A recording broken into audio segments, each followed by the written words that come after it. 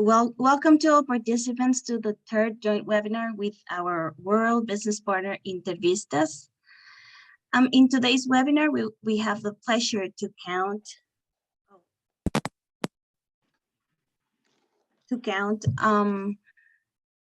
with our speakers, Paul Clark, Head of Customer Service, Dave Skurlock, Vice President and Senior Architect, and Jordan Young, Manager at Intervistas Consulting, Inc. Before we start a webinar, we would like to share with you that, as usual, we have simultaneous interpretation. You could select Spanish or English in the Zoom menu. Besides, if you don't want to hear the original audio, please click on mute original audio.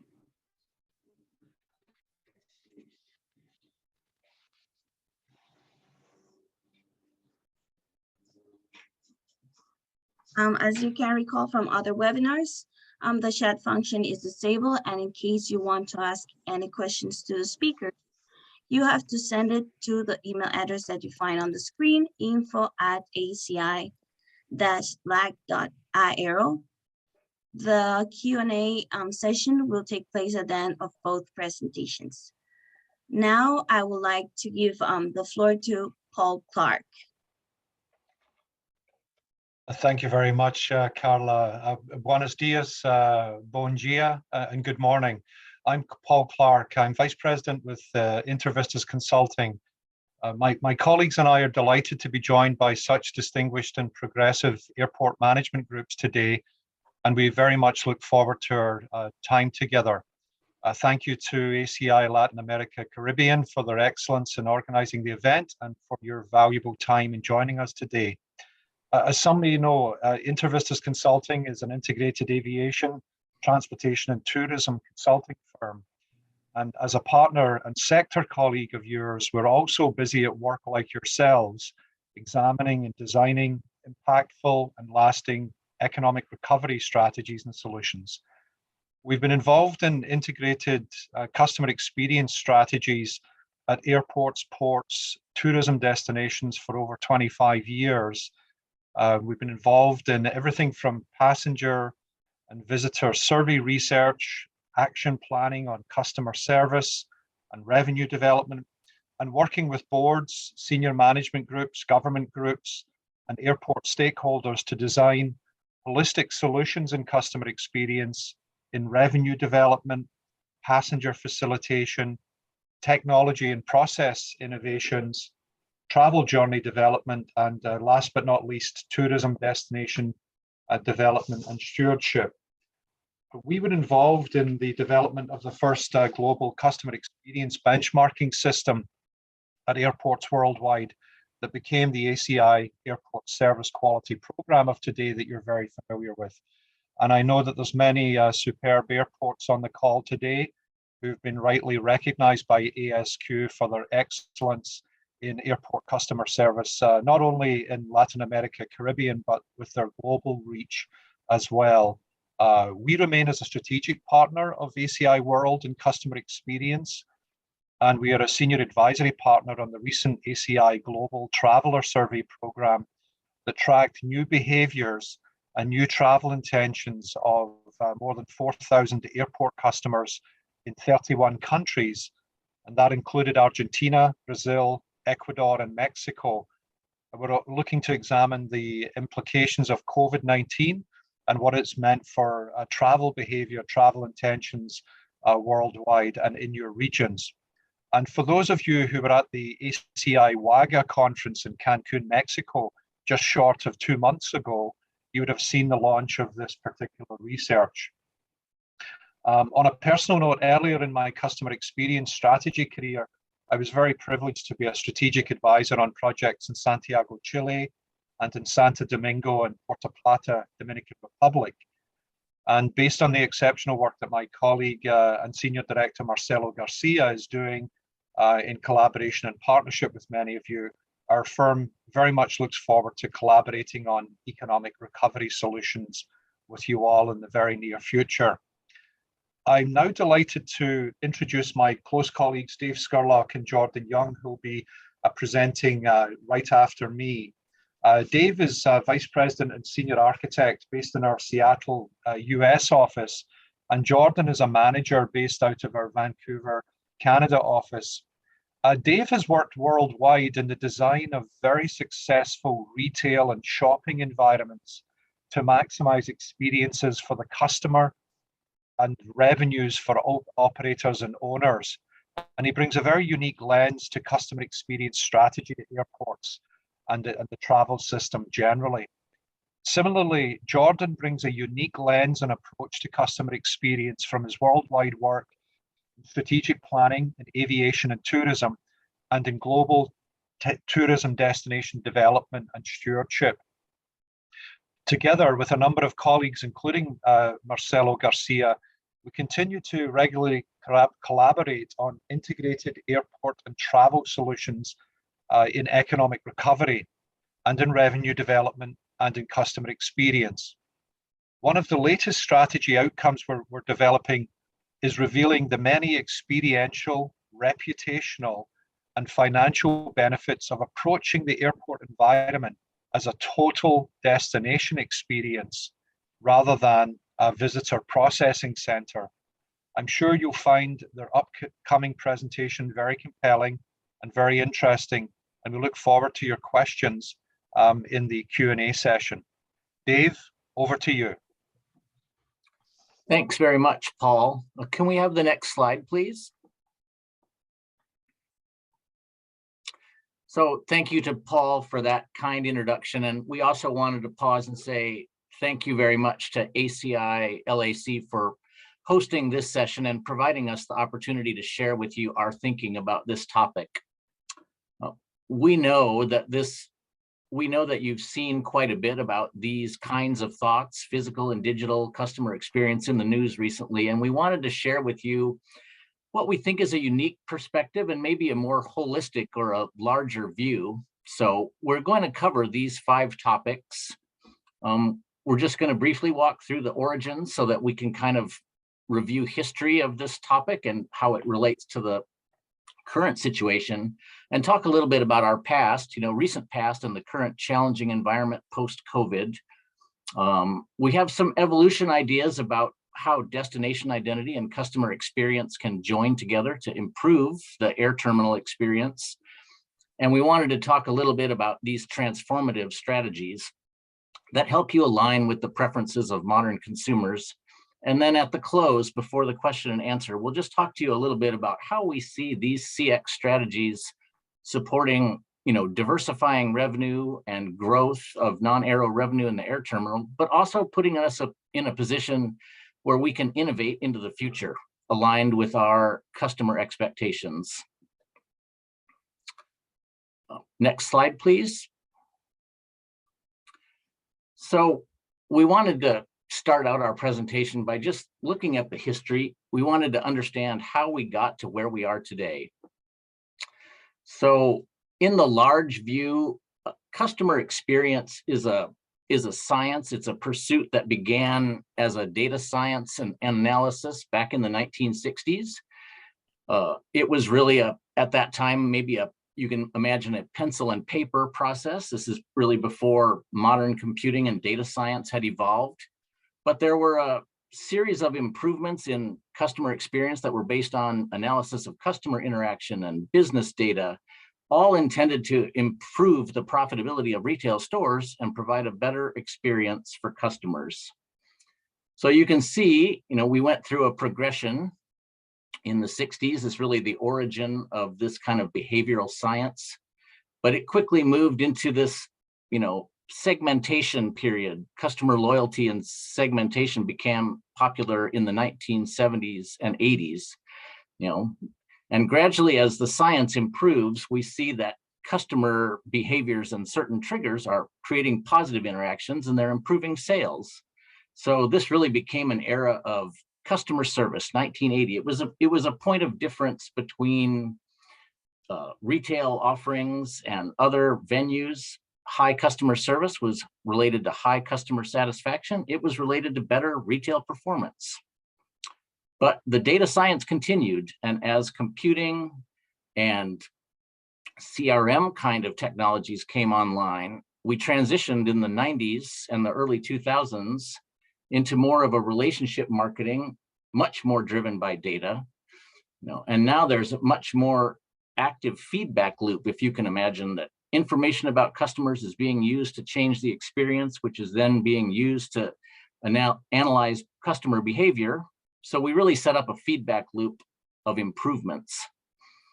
But also, we're beginning to see a significant impact of the same technologies that provided this data analysis, because we're rapidly approaching a digital evolution. So what really changed is in the mid-2000s, we really began to see, cell phones became common, but in the mid-2000s, we really began to see the first smartphone, the first truly active smartphone, such as a BlackBerry or the iPhone in 2007, really changed the way that consumers could interact with the World Wide Web. And it really altered the data science that goes with customer engagement. Now there was new channels and new vehicles to learn more about customers, but also you can imagine that feedback loop became much smaller and faster. So trends and changes in the marketplace became commonplace, and the speed at which these innovations occurred greatly increased.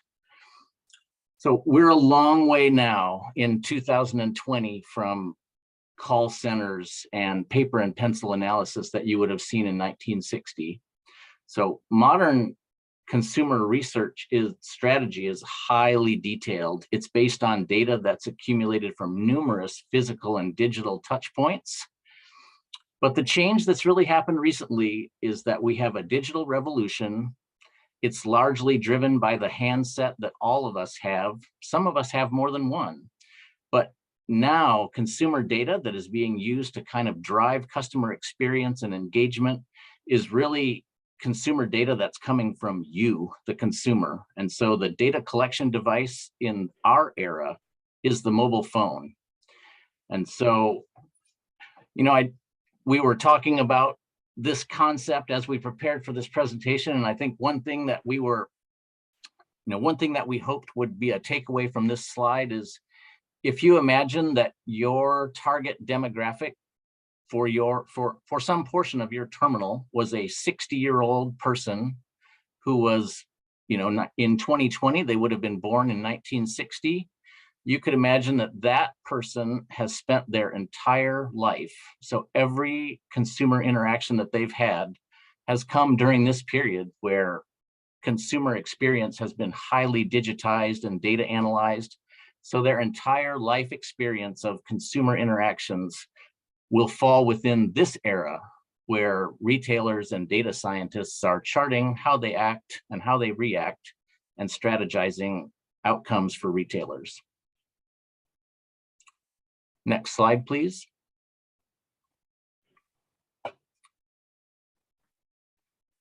So modern consumer experience environments have been designed using a number of strategies. A confession on my part, as Paul mentioned, my background is an architect, and I've been a designer of commercial and retail spaces for more than 30 years. And I have to be honest to tell you that in my entire working environment, or my entire working career, I have used these rules and customer experience strategies and environmental strategies in nearly every project I've ever worked on, and certainly all of my global retail and commercial space designs. So in the modern consumer environment, I think what we really have seen in the air terminal environment is that retailing and shopping behaviors are very common. They're globally consistent. And what we really see now is that consumers are being energized by digital and physical touch points that are part of their overall retail shopping journey. These kinds of strategies are used in every consumer environment. So retail stores, shopping centers, hospitality venues, sporting venues. There are few places that you'll find these strategies not employed. And now what we can see is that with the advent of digital and physical retail aligning, Most of these same kind of touch point are even more complex in the digital environment. So consumers see these strategies consistently in every channel. So the basis of design for spaces, even including air terminals, have to now reference a much broader series of benchmarks in order to stay current with the consumer preferences that we see in the market today. Jordan? Thanks, Dave. As we had titled this webinar, Airports as Destinations, we want to compare or allow us to decide that we employ these strategies in our work with destinations themselves. We can all identify in our minds right now our favorite destinations by the things that make them unique and exciting. In working with destinations who are developing, modernizing, or elevating their identity and product offering, and by product offering, it's more than just an airport or a hotel or a restaurant or the nightlife. It can be even down to the cleanliness of a beach so that your sand, when you sit on it, is not littered with trash. Or it could be anything from the way that you interact with the destination as you arrive as a visitor, whether it be for leisure or for business. The destinations that are developing their identity, their brand, as well as the product offering will go through the same challenges in the physical space as they will in the digital space. Because as a visitor, whether, as I mentioned, your leisure or business, you will interact with both and have a perception and a mindset about how your interactions are moving forward. We recognize that airports are much more than just retail or food and beverage experience destinations, as they have many program elements which must be successful for a positive outcome for travelers. This can be anything from the security experience, going through a border control, stepping out of a taxi when you arrive at the airport, or even wayfinding through the airport. When we look at the non-aeronautical revenue generators, though, we need to be in step with traditional retail and food and beverage experiences, as the passengers have come to expect that from their everyday interaction outside of the airport. We need to use a broader set of benchmarks to be sure that we are staying current with the new trends that are evolving outside of our airport environment. And when I talk about broader benchmarks, I'm not talking about your broader peer sets, but looking at other elements where customers are the focal point in their everyday design, like a mall, a shopping mall, or like an attraction, or like a food and beverage restaurant that might have a new way of interacting with passengers that is unique and authentic to a local cuisine. In 2022, failing to employ a modern customer experience strategy is similar to ignoring what your customers are looking for.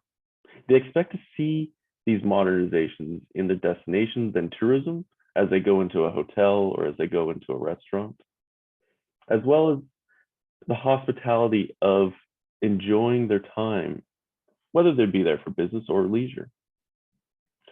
We as airports will not get a pass just because the overall setting is considered an airport, because the passengers, as technologies advance, will have more time to spend post-security before they board their flight. Next slide, please.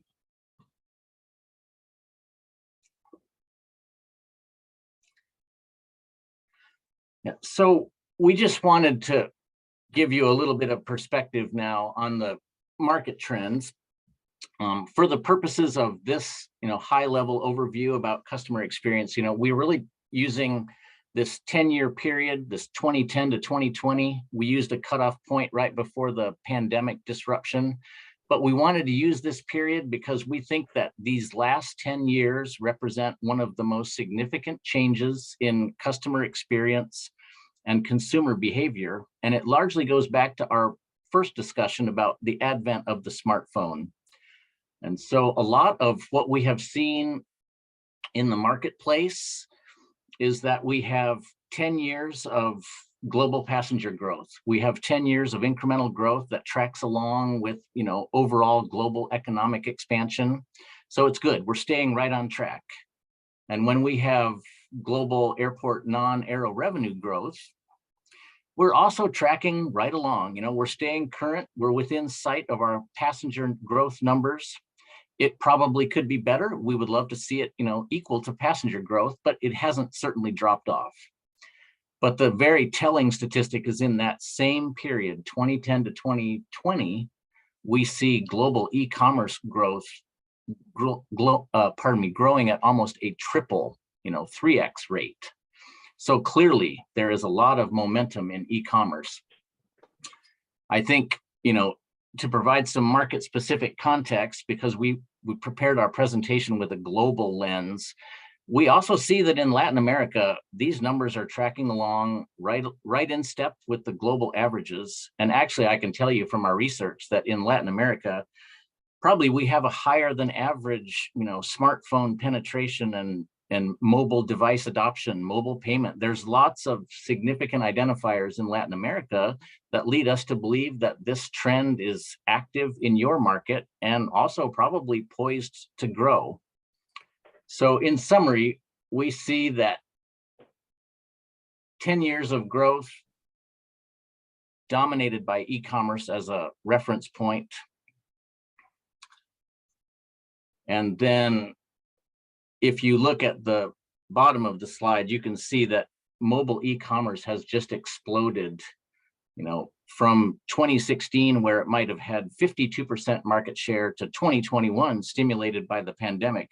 Nearly 75% of all e-commerce is mobile. Jordan?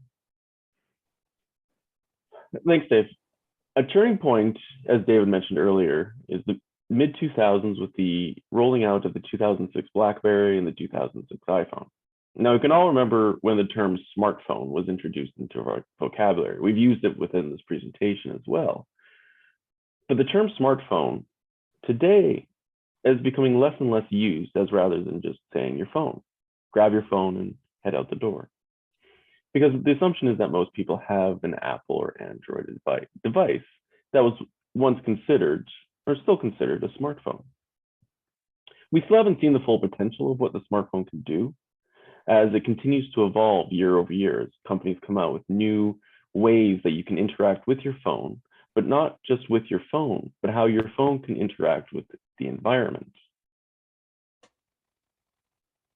The change in e-commerce that Dave was mentioning, and the change that we see in destinations, is that we've come to expect contactless technology, but also when we arrive in a destination, we expect that we're able to navigate easily, because as the world is fueled by our smartphones, as I hope most of you aren't tethered to your smartphone as much as some are, but when you arrive in a destination, the idea that you might have low cell service because the destination isn't as advanced, or the ability to wayfind through a map on your phone isn't seen by visitors as a typically commonplace. They want to be able to connect with their friends and family through social media and through wayfinding abilities to get around the destination. And the same can be said when they're in an airport. The ability to interact with the airport through their phone is becoming more and more commonplace. Next slide, please.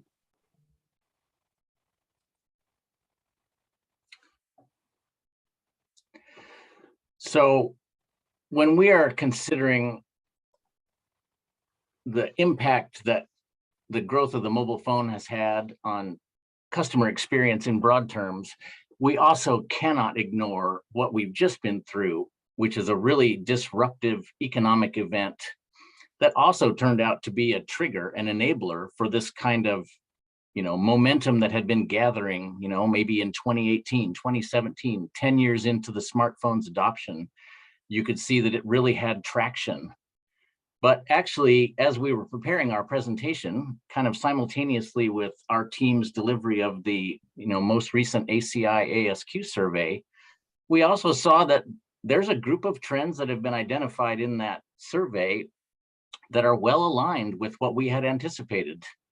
We knew that consumer expectations had been evolving.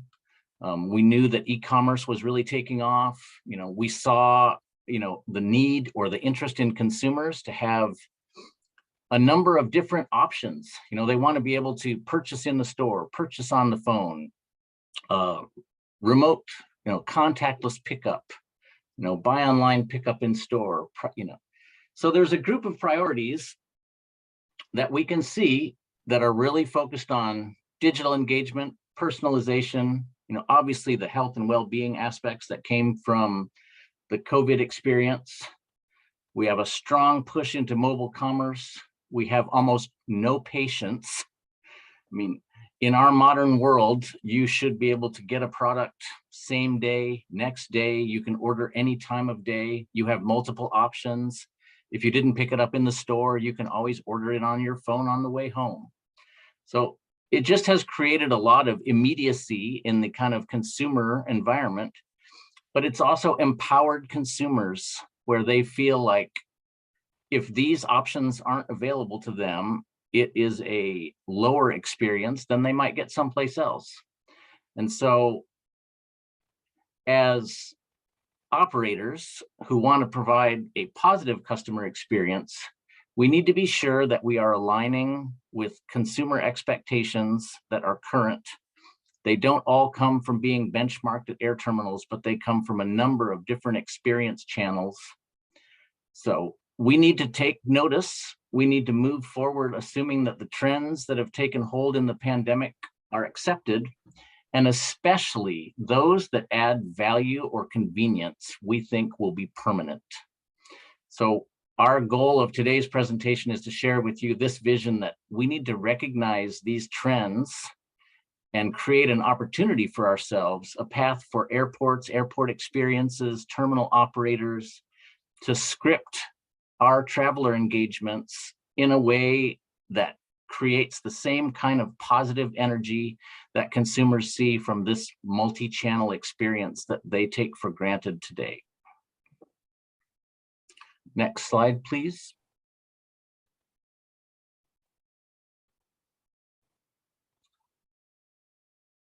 So in 2022, there are a number of different consumer experience, operational models. So for the purposes of today's presentation, we're kind of sharing with you what we would consider a very common triad, we would call it, of consumer experience principles.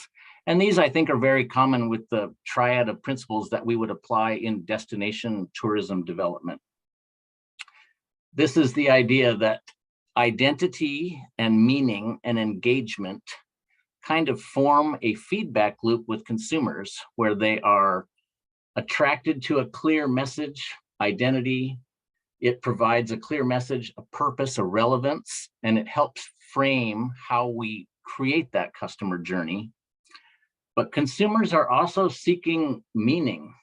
They want tangible value. They want convenience, benefit, but they're also looking for a deeper layer inside that. So it's not just transactional, but they want memorable, activities, memorable touch points and experience.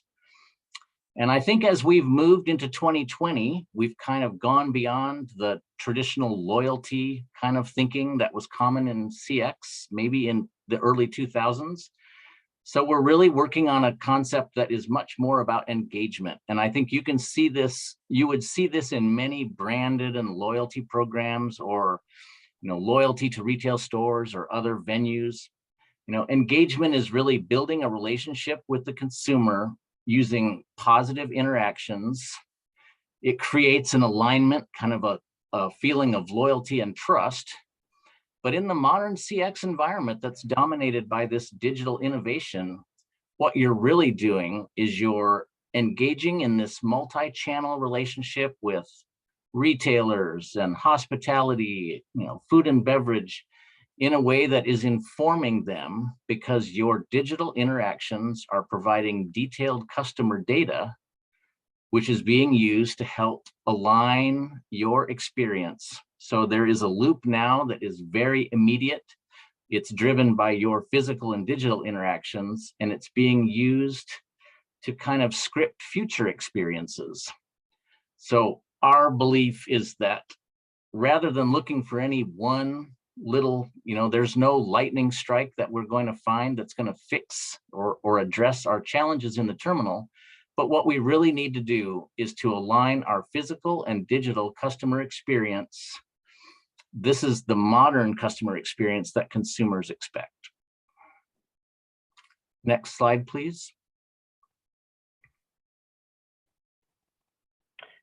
Now we want to think about, as I'd mentioned before, as we've talked about throughout this presentation, is airport development is also destination development in a theory. Your experience strategy that Dave had just mentioned is the summary of an identity development.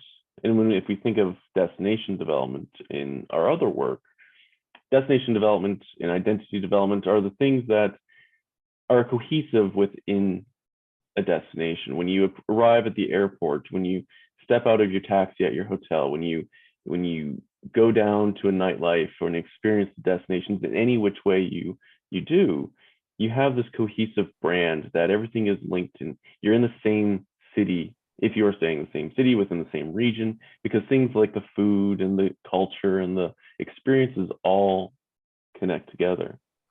And so your experience strategy, bringing that identity development together, but also being informed by benchmarks outside of your current airport.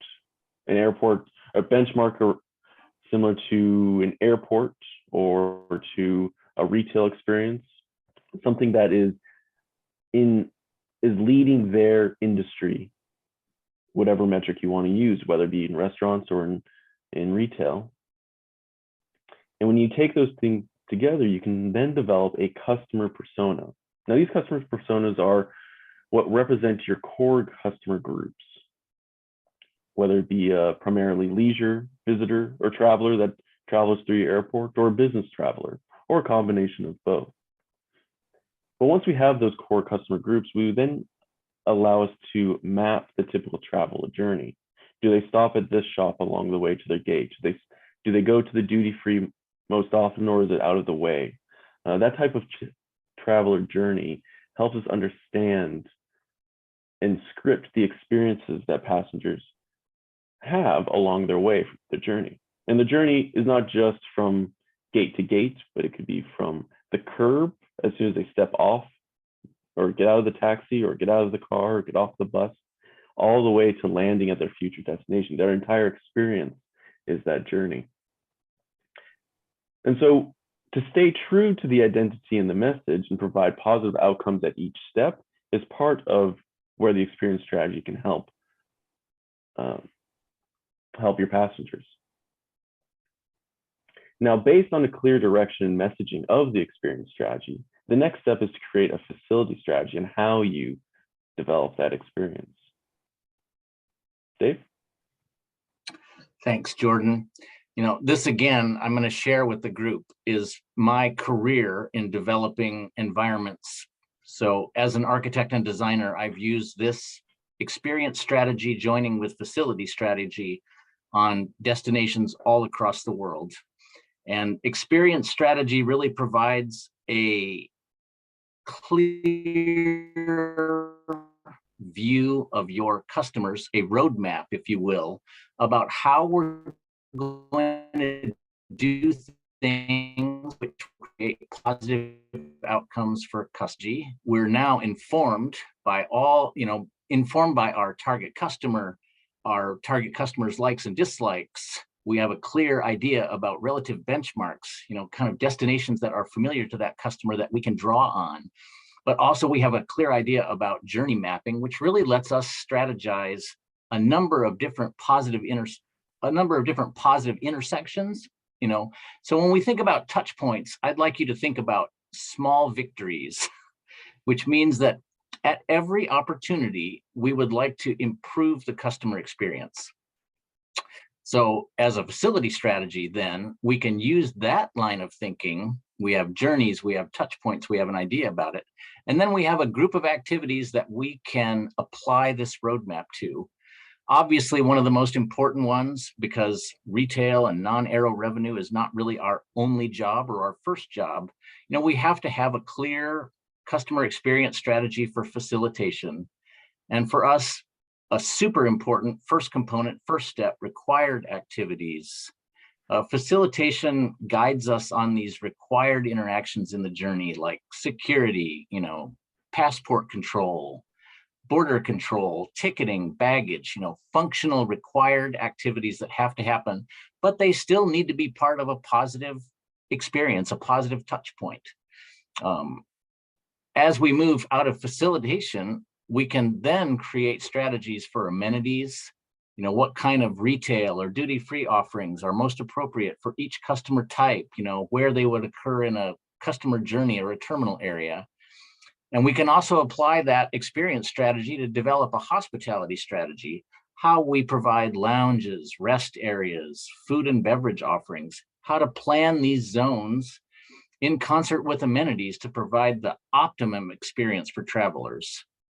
And then we think an important layer to add in is that, we all are risk averse. We don't want to experiment and create a negative, but we also need to recognize that modern consumers are cascaded with data, I don't know how many of you are TikTok users or Instagram users, but every day, every hour, you could look in there and see something new. And I think it's important for us to consider that our environment is full of fixed things, gates and layouts that, we're not going to change those things. But I believe that there are a way of maintaining freshness in the air terminal environment that means committing to innovations, committing to events, committing to pop-up shops and temporary things that allow you to test and observe with a reduced time, so reduced risk.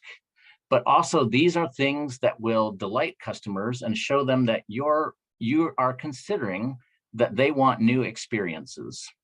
So just as Jordan mentioned, this is a great vehicle to really amplify, the identity of your destination, which is to think ahead of the customer and provide them a surprise they didn't even anticipate.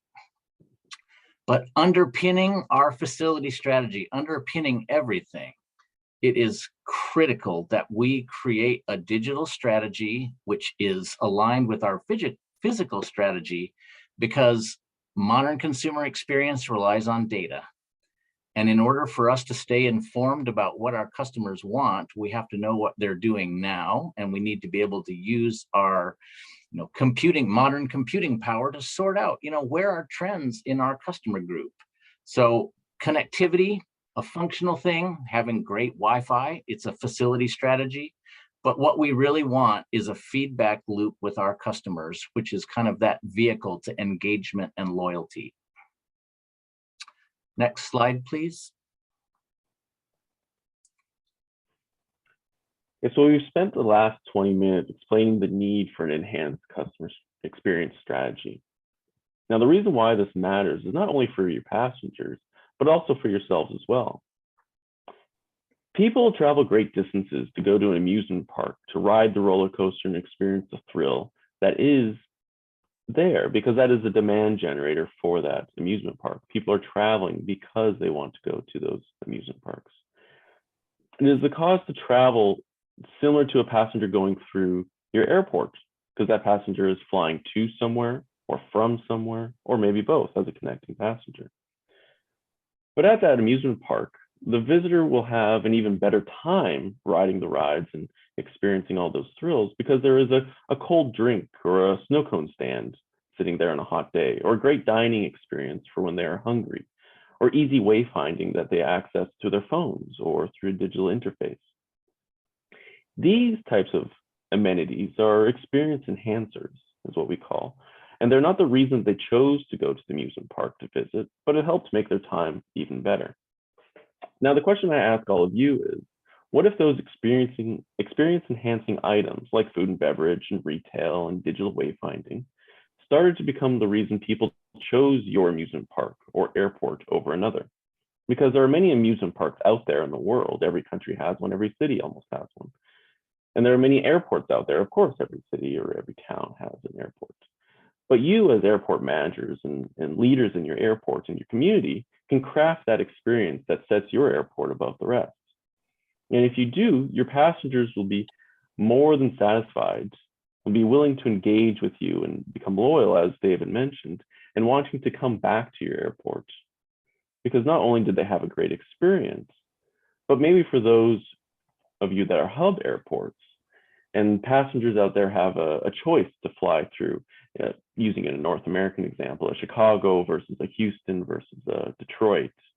When you have that choice to fly, and you can choose which connecting airport to fly through, they might just choose based on the experience they had in the airports. They know they're going to have to connect, but if they have a great experience, well, I'm going to fly to whichever airport, because in their mind, they know that they can get a great meal, or they can have time and they don't feel rushed and they don't feel relaxed. Maybe in airports that they experienced had a nice walk or an outside experience, that they created the airport in their mind as a must-visit destination or must-visit airport. And so for those passengers, the clarity of environment experience, the reduced friction, the increased satisfaction, the engagement, as they're mentioned on the slide, become ingrained in their minds that they don't have to worry about where they want to travel next to, because they know in their mind, as I mentioned at the start of the presentation, they have in their mind a great airport that they've traveled through. Now, over to Dave to talk about why this is beneficial for you as the operators. Yeah, I think in our experience, the clarity was a very important comment that Jordan made, that the clarity of having a roadmap, a strategy which addresses not only operating considerations, but this idea that we put the customer first and we identified and prioritized things that would improve the customer experience. It gives us a way of saying that these operational improvements or these changes that we would make are always going to be viewed through that lens. How does it create a positive outcome for our customer? How does it create a positive outcome for the traveler? So it gives us a clarity that we can always, every time we look at a new technology or a change, we have to be sure that the outcome will create a positive result for our passenger. So the roadmap really gives you a strategy that helps put things in consideration and helps eliminate the ones that may not help customers. We know from data science that improved customer experience, improved customer satisfaction, and revenue capture are linked. So I think you can imagine that, having a good, positive, frictionless experience in the terminal would put you in a good state of mind, which means that you have time to shop, you have time to get food, rather than having a stressful or negative experience that somehow, puts you out of that kind of receptive buying mentality. And this is very common in, CX and other environments. Also, having that strategy will help us because we have multiple business partners. We're not in total control of everything that happens in the terminal, but having a strategy gives us a vehicle to communicate to government officials, border control, airlines, concessionaires. That way we have a message, we have a theme which we can use to align our business partners so we're all providing the same message to consumers. That's again going back to that idea about clarity. But also we can't stress it enough that we need to get on board with this connection of the physical and digital, and we need to use the same tactics that are being successful off airport, which is as we improve our experience and we have better connectivity to our customer, we're also going to have better connectivity to data. And we're going to allow ourselves to get on board with this customer feedback and success metrics program, which is being used in digital device retail, physical retail. I can assure you that every hospitality and sporting venue that has an app or a website is certainly trying to capture customers and harvest data about customers to inform them about how they can make positive improvements. So in closing, we wanted to just share with you a different view about customer experience, a broader view, maybe focusing on some things that you haven't seen so much in the news, but we really feel like as industry partners with you, these kind of holistic strategies are really the durable strategies that will provide us with, a path to success today, but also to set us up on a program that allows us to innovate and succeed in the future. So we hope this was informative.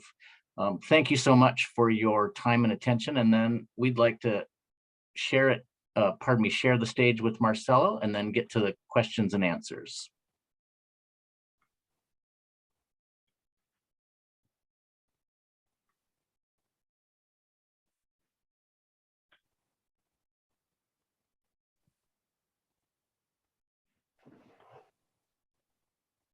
Bueno, terminando esta presentación, simplemente para agradecerles a todos los que escuchan con nosotros hoy día. Ha sido un gran placer. Les dio buena información, nuevas perspectivas en cómo pueden avanzar y evidentemente siempre estamos disponibles a cualquier duda. Que tengan un feliz 2022 y estamos abiertos.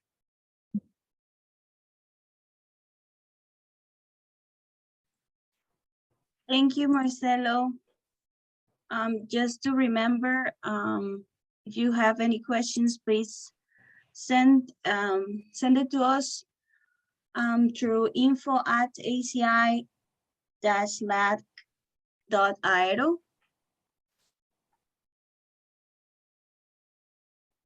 So we will start with the Q&A questions. I have one here that says, thinking about CX strategy formulation and implementation in physical and digital environments, do you see differences between big hub airports, predominantly connecting hubs, and regional airports?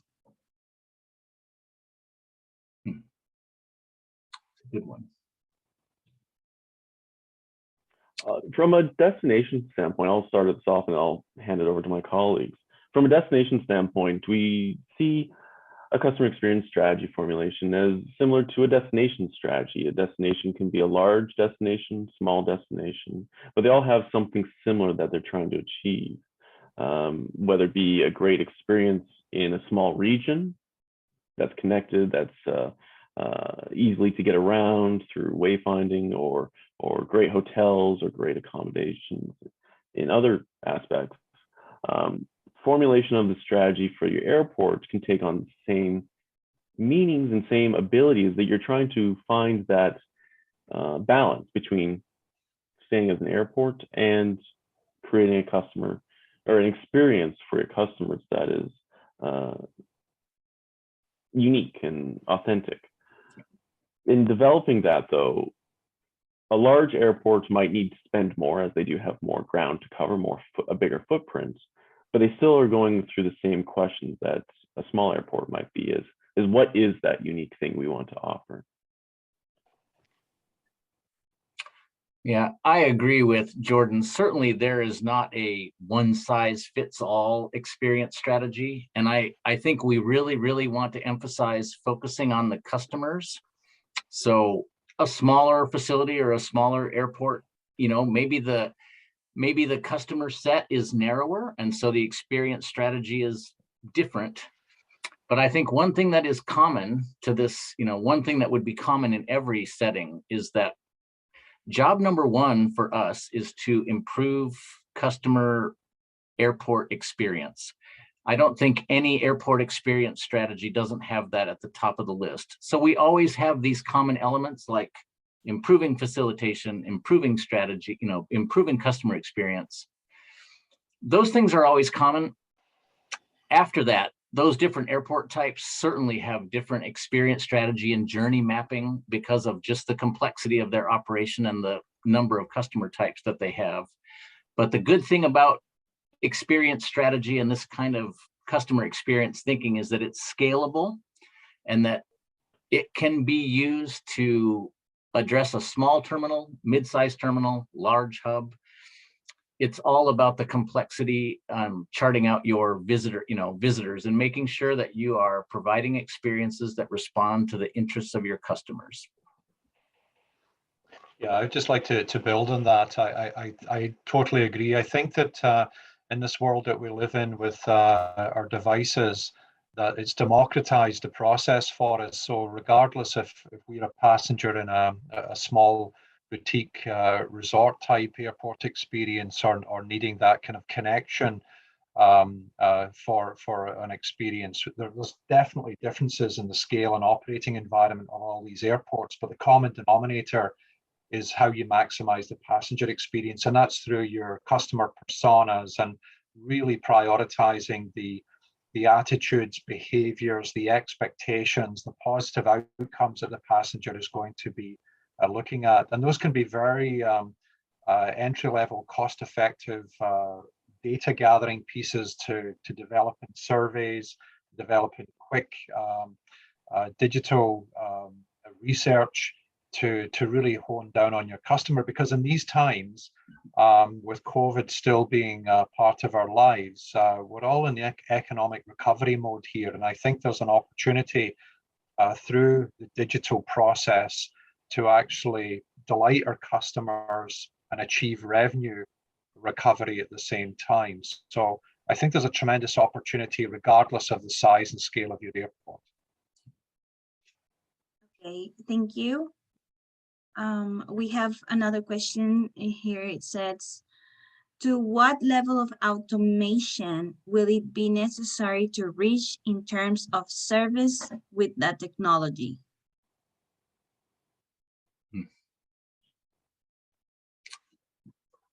You know, I'd like to answer that one.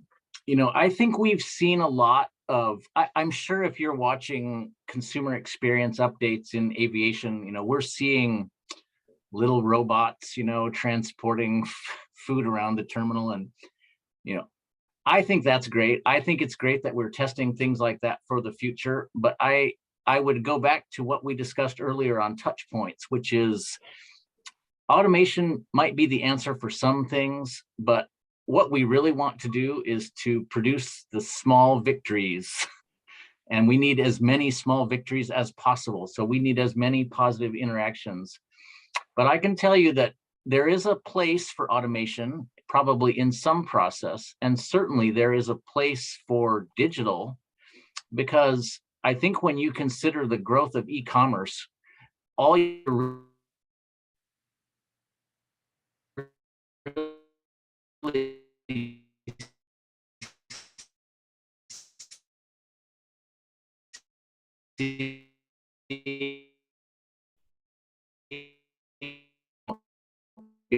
if the store environment, which is we need to consider food and beverage, allow some, you know, Jordan had a great story about ordering food from a plane while he was taxiing during a short connection. So we need to consider, you know, small victories like that would greatly improve the terminal experience. We may in the future have robots running all over the terminal delivering duty-free and food. But I think today, if we could just advance so that we are creating that aligned digital and physical experience, the small victories like remote food ordering, or, you know, shopping duty, you know, not being able to decide about duty-free shopping, but getting back to the gate and realizing I do want that, I'll just order it from my phone. Things like that would be tremendous improvements.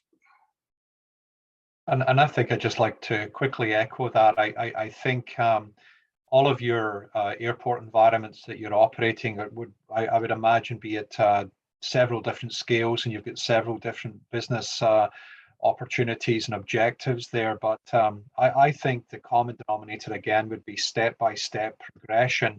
We wouldn't want to sort of suggest that we have to sort of mobilize an entire system of innovation right away, because that would obviously be a tremendous investment. But with the systems that you do have in place, linking those in a common way so that we can actually give the passenger as much control of the process as possible, to allow that person to go through the journey.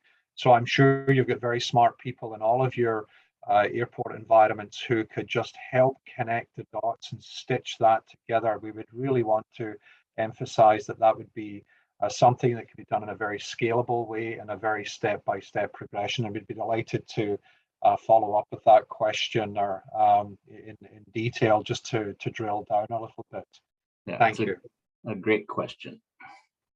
Here we have another question from Kier Goodlet from the airport of Winnipeg in Canada. It says, over the last 2 years, airports have needed to transform from providing shopping and dining experiences to clinics for COVID-19 testing. In some cases, this has led to significant decreases in non-aeronautical revenue. The result has been a transformation of how passenger experience travel today. What is your advice for airports that are looking at designing new terminal facilities over the next 3 to 5 years? The consequences of 9/11 still have an effect on security at airports, so I am curious about the degree to which COVID-19 will change how we see design terminals in the future.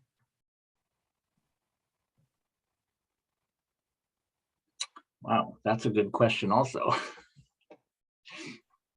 You know, I think from my perspective, from a design and architecture point of view, I think there are a lot of positive outcomes from this digital and physical coming together that have actually, you know, reduced some of what would have been pinch points or, you know, difficult spots in the customer experience. So digital has found, you know, digital has provided a way to expedite border control and bag claim and ticketing. So I think what we've seen is that there's an opportunity to address some of those things in terminal design because digital has made some processes more efficient, in which case it's changed the spatial requirements. So it's actually moved us towards things that would allow for COVID facilitation. So I think in that sense, it's a positive. But I would also revert back to our original thought, which is planning a new terminal would be a perfect opportunity to create that experience strategy and facility strategy. You know, understanding the demographics of your target customer, the, you know, the flight itinerary and, you know, hub and spoke environment. You know, all of those things would be an ideal opportunity for the development of a new terminal to start at the very beginning with an experience strategy that had your aligned physical and digital, and then use that as the guide to apply it to this new terminal design. And when we say design new terminal, it might not be develop or create a new terminal, but the new terminal would be to your passengers in the sense of a redesign or altering the current look of your terminal. Yeah, and I think the vast majority of the audience, I would imagine, might be just looking to the question that came in, some retrofitting of you know, current spaces as well. And of course, that is our reality. But I think the digital aspect provides us with a lot of flexibility to take away fixed structures and look at pop-up opportunities and rent out available space that's now become you know, open there. So I think the marriage of you know, the health credentialing with the passport control is going to allow the processing to be increased. But also with COVID, there's larger dwell times now in airports.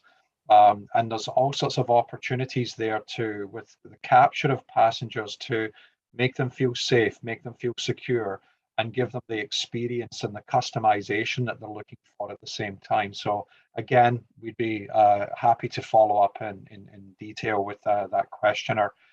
We've got a number of ideas there. This is also a chance to work with your local government, your national government, your federal government, to discuss with them what future plans for them are from a policy standpoint. Are COVID tests going to be required for the long term or short term? In that mentality, in working with your government leaders, you're able to help funnel questions about design into a better cohesive terminal layout that says, okay, we do need to set aside space for the next 3 years or so, or the next 6 months, or whatever it might be, for COVID clinics and for arrival or departure COVID clinics or testing clinics.